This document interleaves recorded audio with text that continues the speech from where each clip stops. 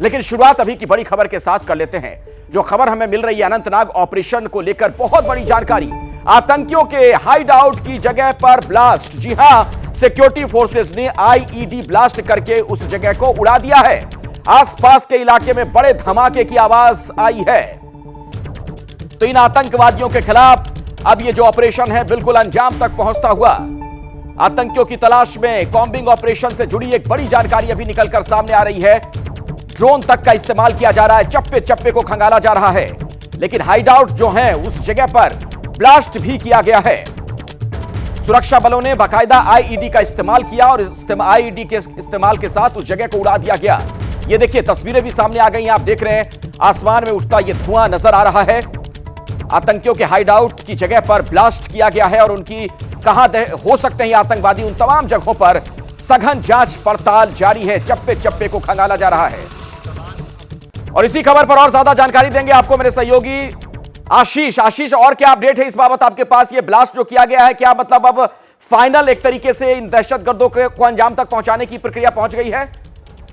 जी नहीं, इसका इंडिकेशन ये नहीं होगा क्योंकि उसके लिए एक अलग कॉम्बिंग ऑपरेशन किया जा रहा है। जो एक ब्लास्ट की आवाज़ लगभग 3 साढ़े 3 घंटे पहले सुनाई दी थी, वो इसलिए थी क्योंकि जहां पर कल सुबह पहली बार जब तीनों ऑफिसर्स अपनी अपनी टुकड़ियों के साथ में आर्मी और जम्मू कश्मीर पुलिस की पहुंचे थे, जिस हाइडआउट में उन्हें AK-47 कुछ बर्तन और कुछ कपड़े मिले थे, यानी कि एक वो इंडिकेशन, संकेत कि आतंकवादी यहां पर छिपे हुए बैठे थे और इसीलिए उसे हाइडआउट कहते हैं। जंगलों के बीच में, पहाड़ों के बीच में उसे आईडी का इस्तेमाल करके एक्सप्लोजन के जरिए उसे ब्लास्ट कर दिया गया। इसका मतलब साफ है कि केवल और केवल इसका यही पर्पस होता है कि अगली बार कभी कोई आतंकवादी इस हाइडआउट का, उस हट का इस्तेमाल न कर सके। लेकिन कॉम्बिंग ऑपरेशन यानी कि पूरा जो घेरा बनाया गया है वो एक एक लेयर बाय लेयर रेडियस के पॉइंट ऑफ व्यू अंदर आते जा रहे हैं। और वो कॉम्बिंग ऑपरेशन जो तस्वीरों के जरिए भी आपको दर्शकों को अंदाजा लगेगा, काफी दिन भी लग सकते हैं क्योंकि आतंकवादियों को भी यह पता है, वो बैठे होंगे कांटेक्ट का इंतजार करते हुए कि जब जम्मू कश्मीर पुलिस और इंडियन आर्मी की टीम वहां पर आए उनके सामने, तब फिर किसी तरह का कोलैटरल डैमेज नहीं हो, ये कोशिश की जाएगी आर्मी और जम्मू कश्मीर पुलिस की तरफ से। और दूसरी तरफ आतंकवादी इसी को लेकर घात लगा के बैठे होंगे। तो कॉम्बिंग ऑपरेशन चल रहा है अभी। मनोज्ञा लोईवाल भी हमारे साथ जुड़ी हुई है। मनोज्ञा, ये ऑपरेशन कहां तक पहुंचा, इस बाबत कुछ और सूचना, कुछ जानकारी अगर आपको मिल पा रही हो? देखिए आशीष, जो कह रहे हैं वो बात बिल्कुल सही है, लेकिन ये लड़ाई जितनी सांकेतिक है उतनी ही जमीन पर भी है और इन दोनों के साथ इसे जीतना इस समय फोर्सेस की सबसे बड़ी प्रायोरिटी है। हमने यहाँ पर आला अधिकारियों से बात की जिन्होंने कहा कि 24 घंटे का वक्त तो हमने इस बात के लिए मांगा है कि हम जल्द से जल्द अपने फोर्सेस का हौसला बुलंद कर सकें। देखिए, कई सारी ऐसी बातें हैं कि राजस्थान राइफल्स वही कोर है जिसने बुरहान वानी के खिलाफ पूरा एक्शन खोला था और उसको अंजाम तक पहुंचाया था। तो ऐसे में कई बार ये भी हो जाता है कि क्या ये सिर्फ राजस्थान राइफल्स के खिलाफ थी या फिर जो गतिविधियां थी उन्हें मॉनिटर की जा रही थी या फिर सोर्स की डबलिंग हो गई थी। लेकिन कारण जो भी हो, बात एक है कि एक कर्नल, एक मेजर और एक डीएसपी की जान चली गई है और वो शहीद हो गए हैं और इन शहीदों की जान बेकार नहीं जाएगी। बिल्कुल, जान बेकार नहीं जाएगी। ऐसे में हम सीधे अब असीम बस्ती के पास चलना चाहेंगे। असीम, अगर आपकी बात अच्छा, असीम बस्ती हमारे साथ नहीं है, थोड़ी देर के बाद उनके पास हम चलेंगे। आजातिका, शहीद के परिवार वाले क्या कह रहे हैं? उनसे आपकी बातचीत हुई होगी, गांव वाले क्या कह रहे हैं? जी बिल्कुल अखिलेश, जो परिवार से हमारी बात हुई है, लगातार सुबह से ही वीपी न्यूज़ आपको पानीपत से तस्वीरें दिखा रहा है, मेजर शहीद के घर से, यानी कि आशीष जी के घर से।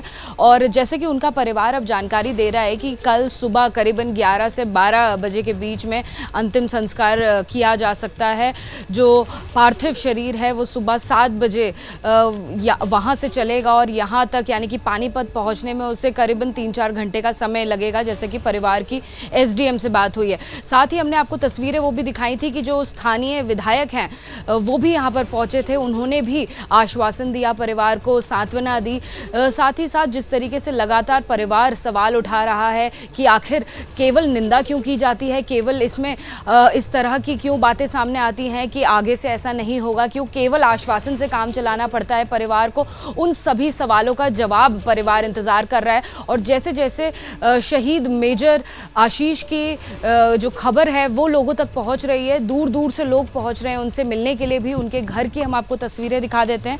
हालांकि जो प्रिवेसी है वो परिवार ने मांगी है, तो उन्हें पूरी तरीके से जो मीडिया है वो प्रिवेसी देने की कोशिश कर रही है। किसी भी तरीके से हम उन्हें परेशान नहीं करना चाहेंगे।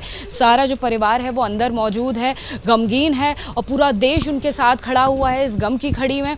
लगातार उनके फादर जो हैं वो मीडिया से ज़रूर बात कर रहे हैं, लेकिन ऑफ रिकॉर्ड वो ये जानकारी दे रहे हैं कि वो तमाम बातें अपने बेटे के बारे में कर रहे हैं। ये बताते हुए कभी वो मुस्कुरा देते हैं तो कभी हंस देते हैं, कभी रो पड़ते हैं बिलख बिलख कर, ये बताते हुए कि उनका बेटा बहुत खुशमिजाज हुआ करता था, उनका बेटा तीनों बहनों का बहुत चहेता हुआ करता था।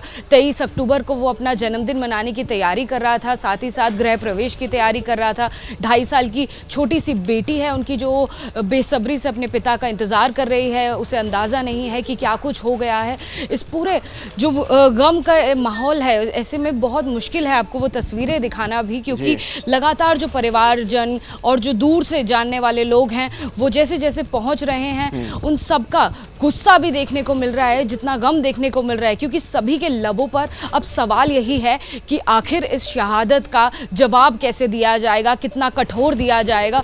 बहुत बेसब्री से इस बात का इंतजार कर रहे हैं लोग कि ये शहादत किसी भी तरह से व्यर्थ नहीं जानी चाहिए। बिल्कुल अजातिका, जो आप कह रही हैं, किसी भी तरह से व्यर्थ जी, नहीं आप जो जाना कह रही चाहिए। हैं, वहां के लोगों से जो आपकी बातचीत हुई है, यही हर भारतीय की इस वक्त दिमाग में चल रहा है कि कैसे इसका बदला लिया जाए। जो दर्द इन्हें पहुंचा है, जो सदमा इस परिवार को लगा है, उसे तो कोई साझा नहीं कर सकता, बांट नहीं सकता, लेकिन इस सर्वोच्च बलिदान पर पूरे हिंद को नाज है। मैं आशीष के पास एक बार फिर से आपको लिए चलता हूं। हमारे डिफेंस एडिटर लगातार न्यूज रूम से हमारे साथ मौजूद हैं। आशीष, ये जो ऑपरेशन जारी है, जरा मुझे ये बताइए, आप पहले भी कई बार इस तरह के ऑपरेशन से जुड़ी जानकारियों पर रिपोर्टिंग करते रहे होंगे, बाकी अब तक के इस तरह के ऑपरेशन से ये अलग कैसे, इतना वक्त क्यों लग रहा है और इतना बड़ा नुकसान कैसे हो गया? दो चीजें। पहला देखिए, जो नुकसान हुआ है वो शुरुआती इंपैक्ट में हो गया है, और अब वो कम से कम और भी ज्यादा कोलैटरल डैमेज, यानी कि अब वो जो शहीदों का आंकड़ा है वो 3 से 4 भी ना जाए, इसको लेकर बहुत ज्यादा फोकस होता है। आतंकवादी जाएंगे कहां? भले ही 2 नहीं 20 पहाड़ियां होंगी, घेरा बना दिया गया है, आज नहीं कल पकड़े जाएंगे और न्यूट्रलाइज कर दिए जाएंगे। तो उसको लेकर बहुत ज्यादा जल्दबाजी आर्मी और जम्मू कश्मीर पुलिस की तरफ से ऑन ग्राउंड नहीं दिखाई जाएगी। एक और बात मैं आपको बता दूं कि यहां पर जो तस्वीर हम दर्शकों को दिखा रहे हैं, उज़ैर खान, लश्कर तैयबा का आतंकी, A+ कैटेगरी का है ये आतंकी। A+ कैटेगरी मतलब आप ये मान के चलिए कि सबसे ज्यादा हाईली ट्रेंड आतंकवादियों में से एक। और आर्मी हर साल जो कैटेगराइजेशन होता है, A category, B category, B+ category, A+ category, तो उज़ैर खान A+ कैटेगरी का आतंकवादी है, यानी कि काफी समय से वो ट्रेंड रहा है। जो एम्बुश ऑपरेशन किया गया है ये बहुत ही फ्रीक्वेंटली नहीं देखा जाता, ये एक रेयर तरह का ऑपरेशन होता है, उसके लिए बहुत स्पेशलाइज्ड ट्रेनिंग लगती है, और इसीलिए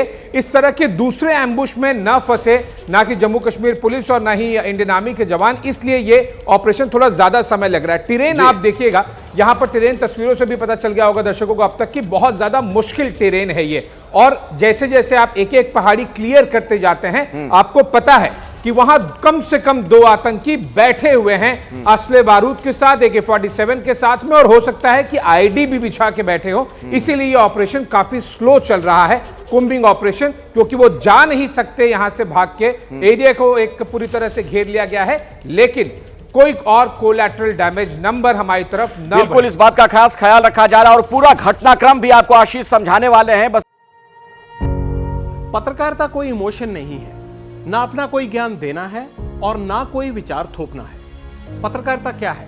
पत्रकारिता का मतलब है सही जानकारी इकट्ठा करना और तथ्य बताना। पत्रकारिता आज जितने महत्वपूर्ण दौर में है, शायद पहले नहीं थी। इस दौर से निकलने के लिए सिर्फ सच दिखाने की जरूरत है, वो सच जो आपके हित को आगे रखे। इसलिए अब रात 9 बजे प्राइम टाइम नहीं होगा, ये आपका टाइम है। जगविंदर पटियाल के साथ देखिए पब्लिक इंटरेस्ट, सोमवार से शुक्रवार रात 9 बजे सिर्फ ABP न्यूज पर। ABP न्यूज आपको रखे आगे।